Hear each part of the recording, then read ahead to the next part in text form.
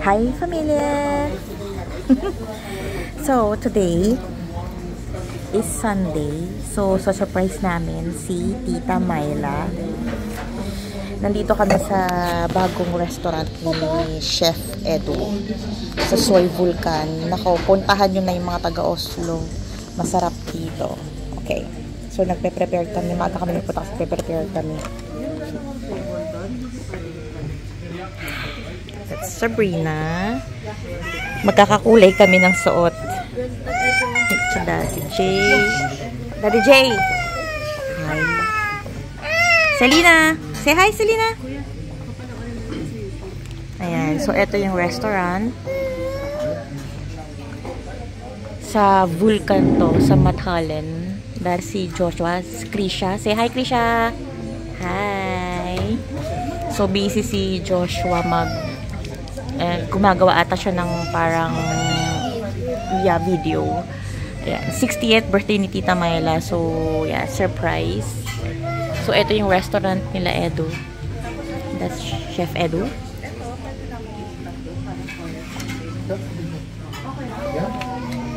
Hi, Joshua. Hi. Hi, Aisa. Hello. So, busy si Aisa mag-ayos-ayos ng mga ng tables. So, ayan. Ayan. Kila ate to, yan. Ganyan yung dinesign na.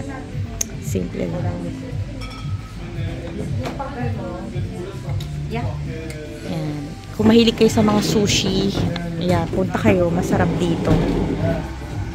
Hi, Ate Sofia. Hi. Dalagan-dalaga ng aming ate, oh. Se? Oh my God. Mas matangkad pa sa akin. So, antayin namin si Tita Myla. Sila Kim dumating. Hindi niya alam na nandito kami. No? Surprise, no? So, Tita Myla, sana ma-surprise ka. I'm sure.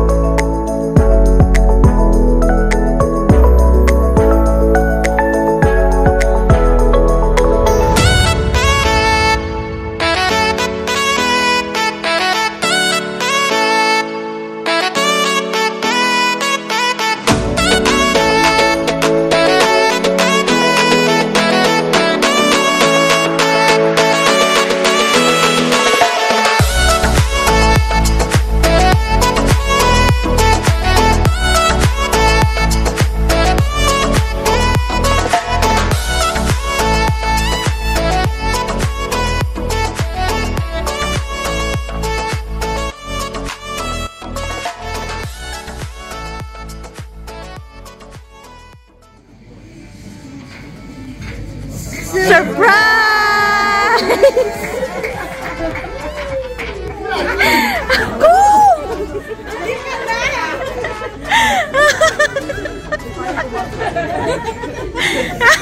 Hungroter!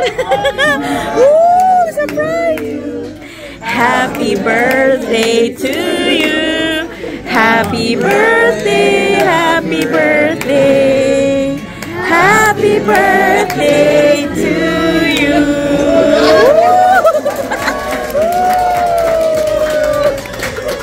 Ang hilig ko kasi sa surprise. Hi! Happy birthday.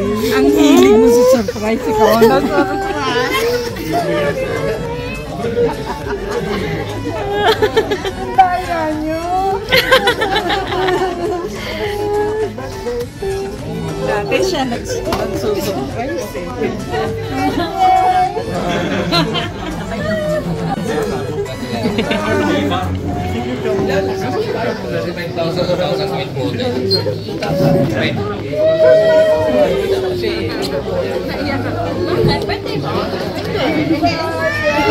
Diba Patrick ano, 2020 65 daw.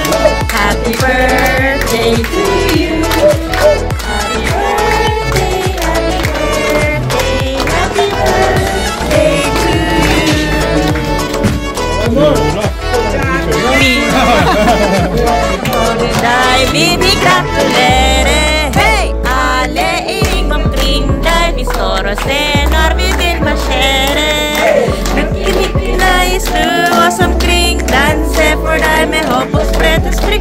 Älskar dig och hjärta alle goda ting och sima som man vill du mere. Gratulere!